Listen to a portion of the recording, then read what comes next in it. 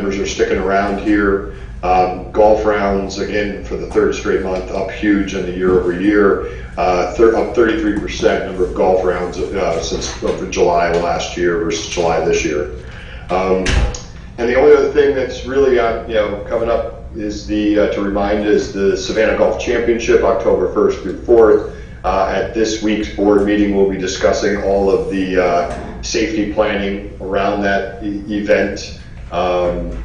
And we'll have more information after that. There'll be weekly updates, I believe, starting September 1st or so to all the members. And I'm sure if TLA would like, I mean, obviously many of you will have access to that, but if you want that directly for TLA distribution, I'm sure it'd be easy enough to get to you. But overall, I've seen the sketches of the plans, and it's social distancing, mask wearing, and the tour is obviously taking it very seriously. Their numbers for the number of weeks that they've been running the tour have been outstanding in terms of keeping their players inside the bubble and having very, very few cases, within their universe of people. I'll be curious if someday somebody doesn't take a look at what the tour has done as a guideline for all activity, because they've done it extremely well. So we're looking forward to having some semblance of normal returning in October. Great. Anybody have any questions for Mike? Thanks, Mike. Hey, Mike. This is Eric Larson. I'm sorry, a little bit of a lag time since I'm away. I don't recall if the tour gave you or you can say whether they are allowing external spectators or not. I just wasn't completely clear, but I know I got that question from a few people. Yeah, there's no general admission external participation in any way, shape, or form. There are exceptions in terms of some sponsored elements, such as the private boxes. Again, there won't be the big tents of previous year, but there will be areas that will be roped off effectively as a private area. Again, many of these people are from the island themselves, many of the sponsors. But you could have a situation where a sponsor of one of those places or one of the has a guest, for instance, that is not from the island. And so the idea is that the sponsorship stuff would still occur, but not the general. There would be no general admission. Right. Okay. Thanks, Mike. That was my understanding. Any other questions for Mike? Right. Thanks again, Mike. Sorry, one more note on that. When all these plans roll out, you'll see that basically as a spectator, you kind of have your own space. You can choose who your friends are, who your family is to sit within your space, but that space will be, essentially everybody will have their own mini private box, so to speak, to share with whoever they choose to share with. So it'll all be contained very separately as this rolls out. So. Okay. Thank you. Bobby again. Okay, I'm here. The month of July, fortunately, was pretty good. We had no structure fires. We had one vehicle fire, which was a golf cart. And we seem to have a lot of gas leaks these days, many of it being caused by landscapers. The first responder calls and medical calls are picking up a little bit. You might remember during the beginning, in the March, April, May time period, the amount of first responder medical calls had dropped. It's kind of staying now at the level it's always been. Our total call is about 90, which again is about normal. I'd like to move quickly to another subject, which to me is very important. This past Friday, the county commissioners met And the first reading to amend an ordinance, which is Chapter 21 ordinance, which basically requires all residents of Chatham County to have fire service established. So we have been trying to get this done for a long time. We have been talking to the county about putting this fire subscription in the real estate taxes, and of course that was not going to fly. So the second reading on this ordinance will be in 2 weeks, at which time the county commissioners will take a vote. And since the first reading there was no questions or anything of that nature, I'm assuming this will pass. There will be a second county ordinance that will establish the county to collect unpaid fire subscriptions. As I think you all know, we do not have the legal authority other than to apply a lien on a house if there is a fire. And we have no legal ability to collect. So the county, there will be a county agent who will be notified of an unpaid subscription, and they will take the action to collect it. So for us, in our business, this was a major change, which hopefully we will be able to collect these unpaid fire subscriptions. Just to move to the numbers, we have about 35,000 pins, and these are the same pins that the county assessor uses. So we have pulled their pins, and they are now in our database, and our database has increased now over the last year or so by about 10,000. So we're beginning to get a better feel and in a better position to collect these fire subscriptions. And just give you an idea, in Skidaway, there is 4,807 total pins.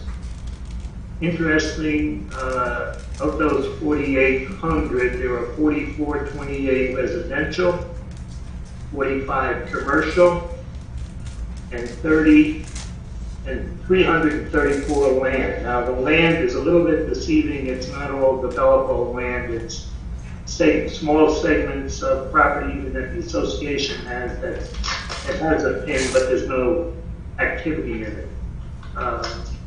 And I would also say that these numbers that I gave you include things like charities, churches, schools, which don't pay a fire subscription, and we're working now to separate them. So just to finish it on the island, there is 4,428 residential pins. 3,951 have paid, so there's about 460 that have not paid. And that's kind of where it has always been in that neighborhood. But I just want to finish this discussion by saying I personally am very pleased that the county has taken this position. We have signed another contract with the county to provide their fire services. So this will help us. I mean, we estimate that it could be $1.5 million here of additional revenue. And I guess I did have one other item. I'm sorry to be so long today. You've often heard me talk about ISO ratings. We are rated as a 2 to 3, the top rating being a 1, the worst rating being a 10. And we have been working and going into buying these engines and all of the different things we've done over the last couple of years to get our ISO rating up. I called my my insurance agent, and just out of curiosity, I asked them what would happen to my cost of insurance if we were an ISO rating 10. My rate would have went up 42%. And when many of the residents in Landings call me and ask me about why is the rates going up, I remind them that their ISO rating is extremely good, and that affects their rate that they take for homeowners insurance. And then again, as I said to Jerry last week, we will have our annual meeting on September 23rd. I will get to Sherry with a call-in number. Ours is on Zoom. And if we have anybody that would like to call in, that number will be published and provided to them. Okay? Thank you, John. Thanks, Bob. Anybody have any questions for Bob? I have one. It's Jim Morgan. The way in which you're now going to be able to collect utilizing county services, does your contract with the county include a relook on an annual basis of your income versus expenses? I'm sorry, I'm having difficulty. All right. The question, Bob, is this. Are you going to be under the purview of the county to review what you're charging based upon the results on an annual basis? It's breaking off. I'm sorry. Carl, go ahead and do your question. Yeah, so basically the question is, will the county have any kind of review of how much you collect versus what you spend in a year, since they're being more involved in this? I think, in other words, if you collect more than you okay, yeah. I got it. It's actually, I probably should have said that. This agreement that we now have with the county will place a representative on our fire board to represent the county. So the county will be involved in the operation of the fire side of Chatham Emergency Services. Does that answer the question? No. There's no further. No, it didn't, but Jim said it's okay. We'll get with you another time. Any other questions for Bob? Carl, you got to relay the question to me. I'm sorry, I'm not. Okay, they said we're good, Bob. No. We're good to move on for now. No other questions. Thanks, Bob. Okay, thank you. Thank you. Sherry, pending project status report. Yes, and Bob, I just want to confirm, you're going to get me the call-in number for the annual meeting of the Chatham Emergency Services Board of Directors, and our residents can call in and ask questions of that board, correct? Just nod. Yes, Thank you. correct. Okay, I just We're wanted- trying to, Sherry, just to clarify that, we're trying to determine exactly how we're going to do it, whether we call in questions in advance or we set up a live phone. We'll come out with that and provide that information to you. Thank you. And publish it in the paper. Right, so, okay, and that's what we would do, send it out to our community on your behalf if there are residents here at the Landings who are interested in attending. Okay, good. You have the, thank you, Bob. You have the weekly report in front of you, and obviously we've seen an uptick in some cases of vandalism as well as some thefts, and our Public Works Department has been working trying to repair some of the damage, the signs that were released a couple weeks ago, extensive sign damage, and of course, you know, that particular episode was well over $3,000 in repairs that are incurred by the LandingsAssociation to take care of that. I also wanted to comment on some complaints that we're having. It started out as complaints about people fishing down at Landings Harbor, and then morphed into just general complaints about unescorted guests at the marina. And so staff had good discussion about this, and we are currently in the process of working on some proposed changes to our rules and regulations that will be coming forward to the board shortly that deal more directly with unescorted guests and in particular at the marinas. Our rules and regulations right now talk about fishing in the lagoons and say that yes, if you're a guest, you must be escorted. And of course, we've talked about these rules, I guess about 3 or more years, maybe 3 years ago, as it related to specifically to fishing. But this is a little bit broader than that, and so please look forward to receiving the staff recommendations, and we look forward to your review and appropriate changes. Let's see, the annual dues voting packet has been submitted to the printer and should be in the mailboxes by... It's going to be in the middle of Monday, so people should probably get it Wednesday, which is the 2nd. Okay, so that's great. Okay. Those packets are due back by 4 p.m. on October 5th. Yes. And a couple things just for the good of everybody. We are strongly encouraging people to read the packet. It's fairly short and succinct, and of course there's a lot of information already online. The other thing we encourage people to do is vote.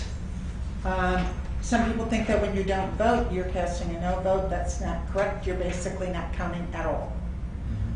So if you want to count in any way, you need to vote. We recommend very strongly that you vote early.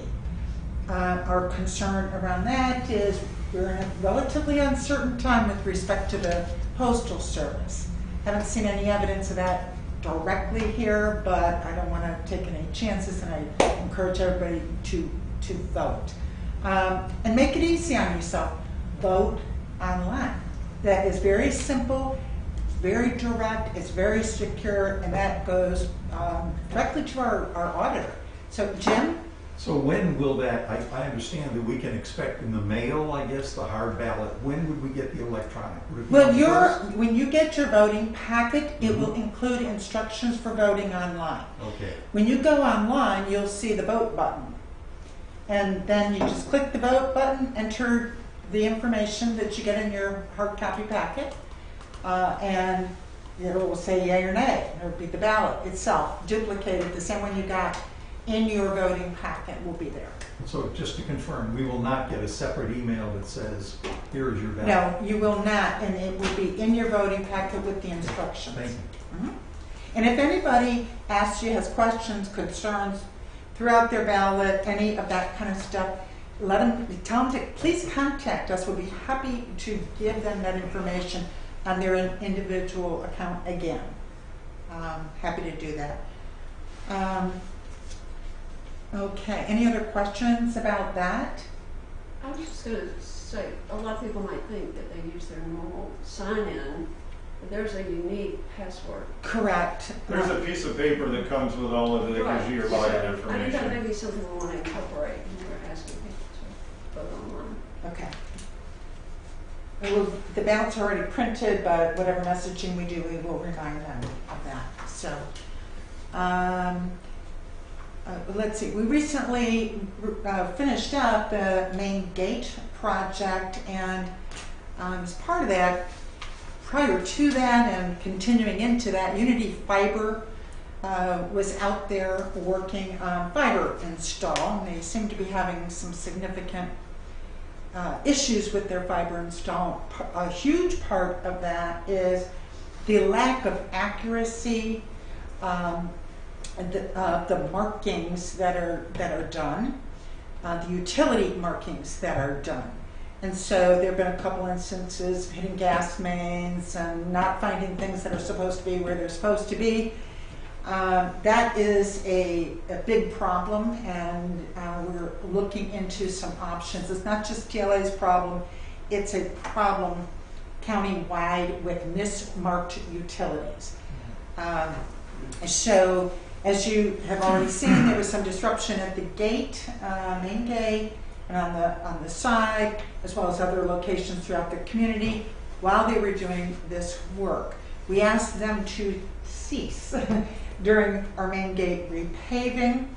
And after a couple days in, they did that so we could complete the work, restore it, and they will be returning probably within the next week, if not sooner, to complete what is the final phase of the fiber install work that they're doing. So I just wanted to make that comment because it is not a matter of TLA's contractors or TLA itself doing additional work in that area. Okay. Let's see. I'm happy to answer any questions that anybody might have about anything else that's in the weekly report. Any questions for Sherry?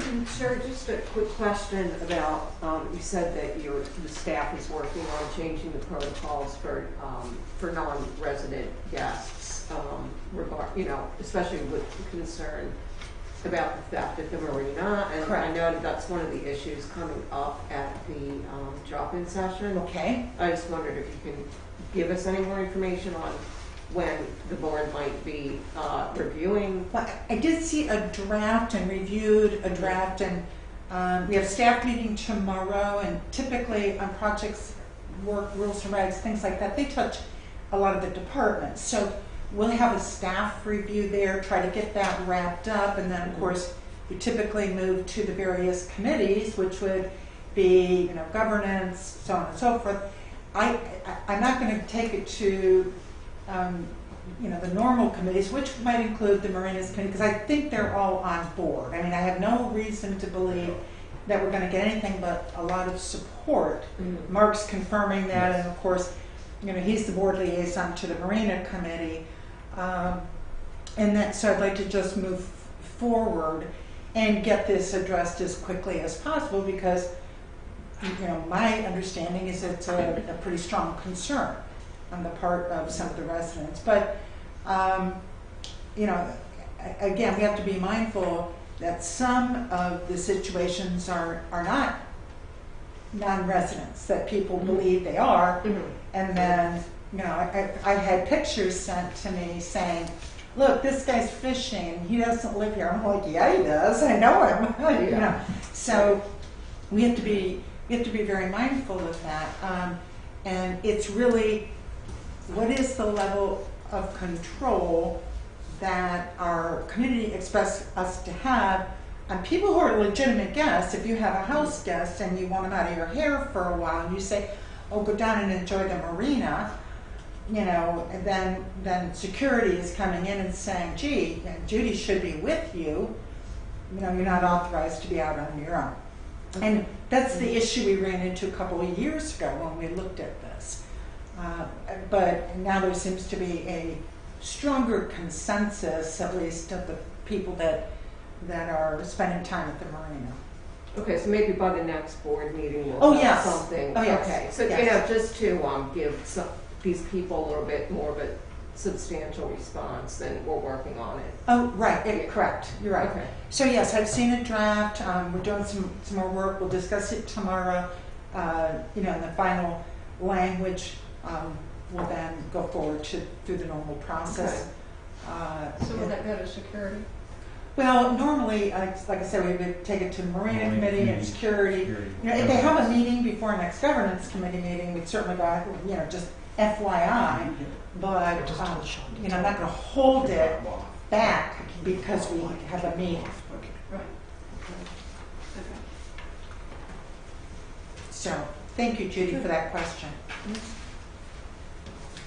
Okay, so otherwise, let's see, I think I touched on everything. I just mentioned one more thing. We're also obviously in the budget process, finalizing the 2021 and then the projections for the out years, which typically the start of that is updating the capital asset management plan, which feeds into the reserve. Of course, The biggest and most important part of the staff work we do at that time is verifying the quality, the condition, and where possible, which is always our goal, is to extend the useful life of the assets that we have. The focus there is preventative maintenance. We've got to take good care of all of the equipment, whether it's vehicles, the assets, whether it's streets, that we have, so that we are stretching the amount of use of all of them.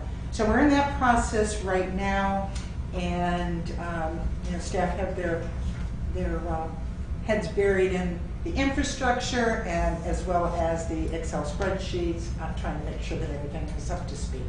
So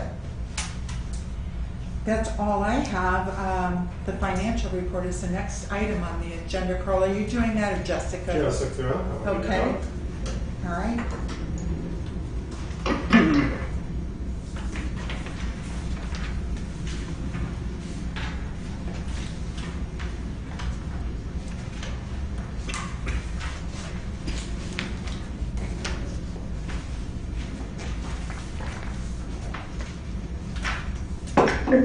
Thanks, Mark. On page 11 of your packet, you will start to see the financial report for July 31st of 2020. The total operating revenue is $148,000 more than budget, and also more than it was at the end of July of 2019. Our total operating expenses are $451,000 less than budget and less than they were at the end of July of 2019. Cash balance is adequate and stable, and it's increased since the beginning of our fiscal year.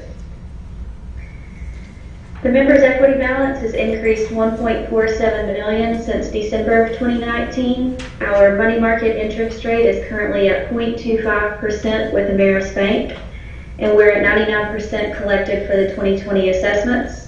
We've spent $1.5 million to date on capital expenditures of a $2.4 million budget. This graph shows our cash and investments over a 3-year period at the end of July.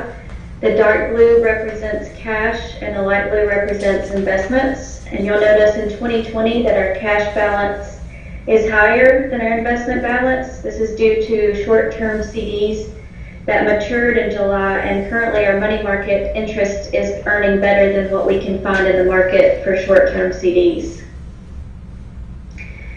This slide shows our capital reserve fund cash balances, and if you compare this slide to last month, you'll notice that our reserves money market balance has increased. This is due to the 2020 reserve allocation being transferred from operating to reserves during the month of July. This slide shows our operating cash balances, and if you compare this to our June financial report, you'll see an increase in our operating money market. This is due to the CDs that matured, and we moved the money back to the money market account to maximize our interest earnings, which are the money market's currently performing better than short-term CDs. This slide shows our balances for the investments of our capital reserve funds. We have a 1.61% interest earnings with our Financial Northeastern portfolio, and a 1.8% with our CDARS program on the investments that will mature in January of 2021. This slide shows a graph of the total operating revenue for the past 3 years at the end of July. The dark blue represents the budget, and the light blue represents the actual numbers. The operating revenue is performing slightly better than budget due to the annexation revenue that we collected, Comcast agreement revenue, and our architectural fee revenue is currently performing better than budget. We also have noticed vehicle registration has performed better than budget during the months of May through July. However, our rental income, fuel sales, merchandise sales, and event income are all lagging behind budget due to COVID-19. This graph shows the operating expenses for the last 3 years at the end of July. The dark blue represents budget, and the light blue represents the actual expense amount. The majority of our expenses are performing better than budget currently, offset by a couple of areas, bad debt, and our contingency expenses that are related to COVID-19. This slide shows the calculation of our members' equity balance. We started the year at $11.209 million. We've had total revenue to date at $6.961, less our total expenses to date of $5.482. That brings us to our fund balance at the end of July of $12.679 million. We've received 99% of the 2020 assessments that were due, and if you compare that to the same time of last year in 2019, it's both at 99% received. We have 569 residents and members on the quarterly payment plan. Late fees were posted on April 10th, privileges suspended on May the 4th, and we currently had, at the end of July, 28 non-assessment accounts that had past due balances of 90 plus days. I'm happy to answer any questions about the information in the packet or on the slides that we presented. Does anyone have any questions for Jessica? Either here or Hi, this is Eric. I just wanted to say nice job on managing expenses well below budget. It's been a tough year, so thanks.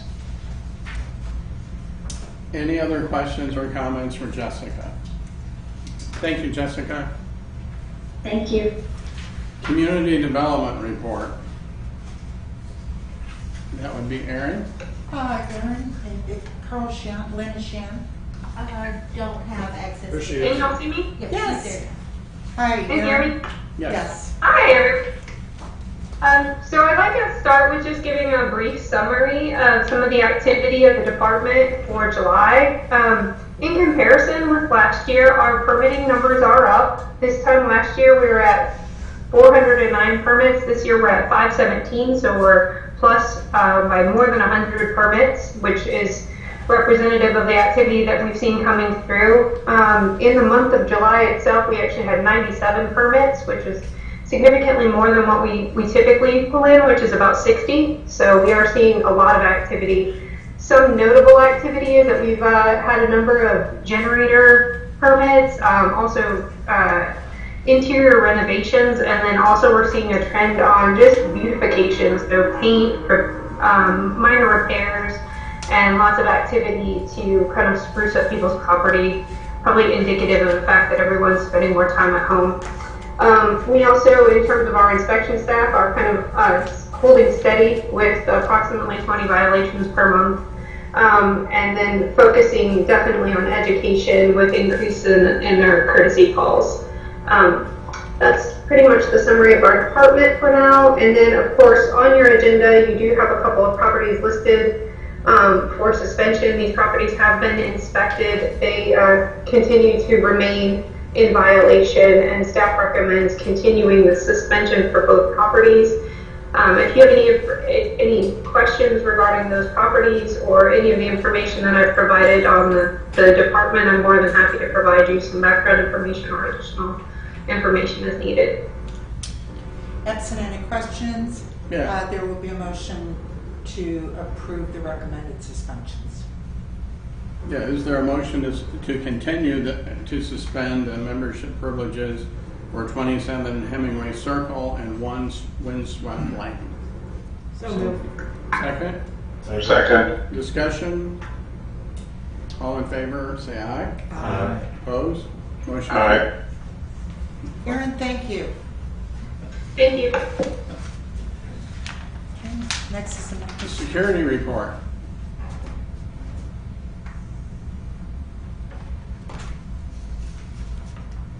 Good afternoon, everyone. Tim Cook here. Can everybody see the security overview? Yes. Yes.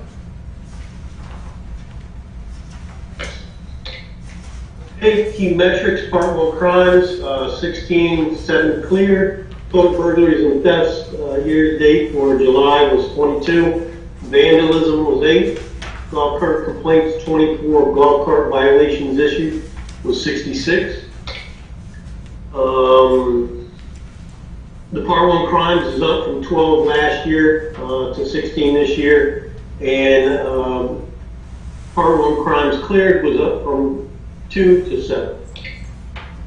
Again, this is a list of all the Part 1 crimes that were within the community. The last in July was individual was charged with the DUI, and I believe a stolen golf cart charges are pending on that as well, and that happened on the Clove property. Total burglaries and thefts, again, for the year overall, are down from 26 to 22. And again, this is all burglaries and thefts not only reported to CCPD, but us as well. Vandalism incidents were down from 15 to 8. However, as Sherry mentioned, one night alone, I think there were 22 signs damaged here. That one did get all wrapped up into one vandalism. There was some red spray painted graffiti on the signs, the community path, and even most recently the golf cart underpass, if you will. So we're actively seeking information on those. We're asking people to do inventory of red paint in their garage to see if anything's missing, and look for people with red paint on their index fingers. Golf cart violation citations issued, again up 66 from 45 compared to last year, and unlicensed golf cart drivers are at 39 compared to 25. Any questions on the major metrics? Anybody have any questions for Tim? Okay, thank you, Tim. You're welcome. Utility vehicle purchases. Sean. Good afternoon, everyone. If you turn to page 31 through page 33 in your packets, either physically or virtually, you'll see capital staff report recommending the purchase of two 2020 Kawasaki Mule utility vehicles from Kawasaki Savannah for a total purchase cost of $26,921.06. These vehicles are used pretty extensively for our lagoon spraying program, to get in and around a lot of our lagoon banks.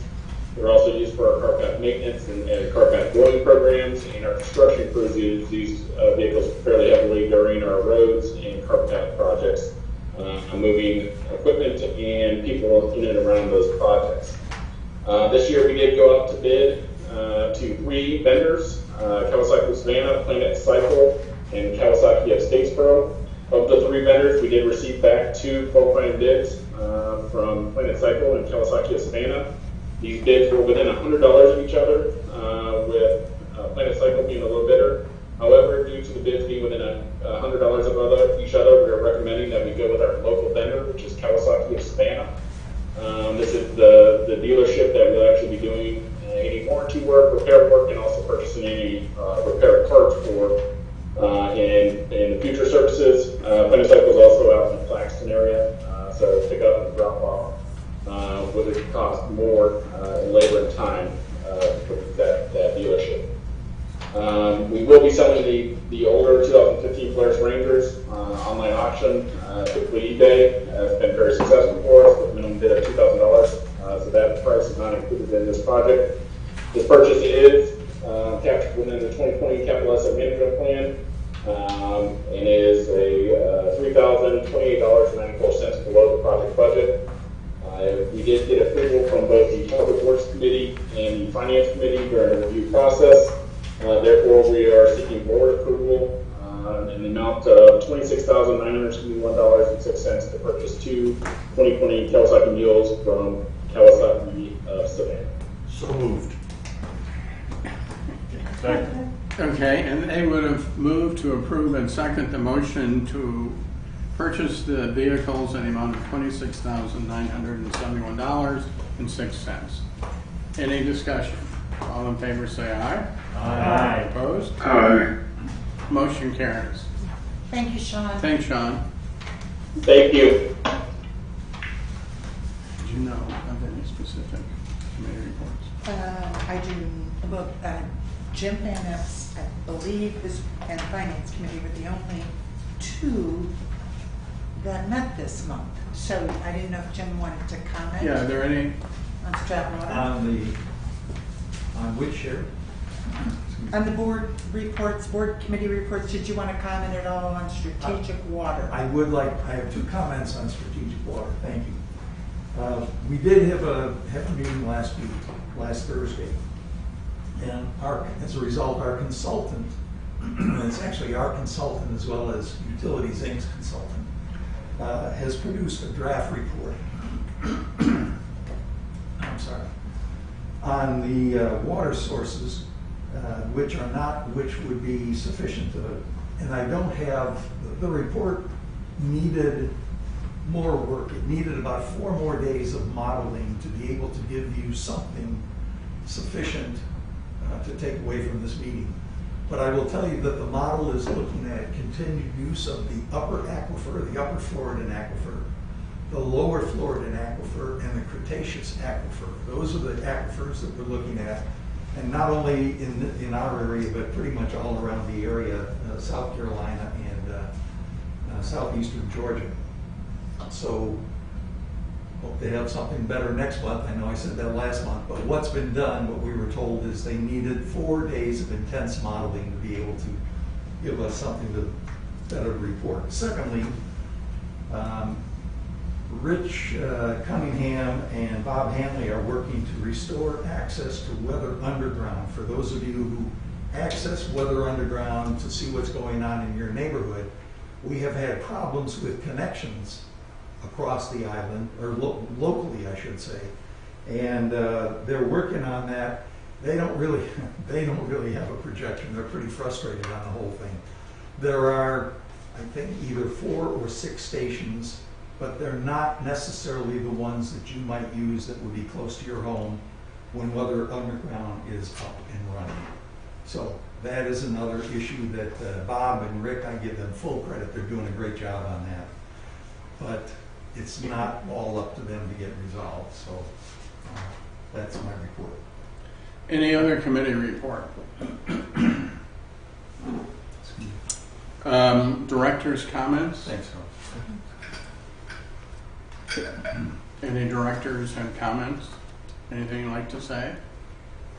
Okay. President's report. I would just echo what Sherry said in terms of when your ballot arrives next week. Vote quickly, get it off your plate and your mind, and do it in the way you're most comfortable with. Electronically would be great.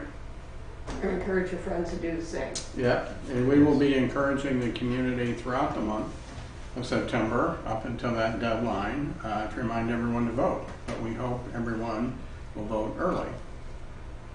Anything else? Motion to adjourn to executive session. So moved.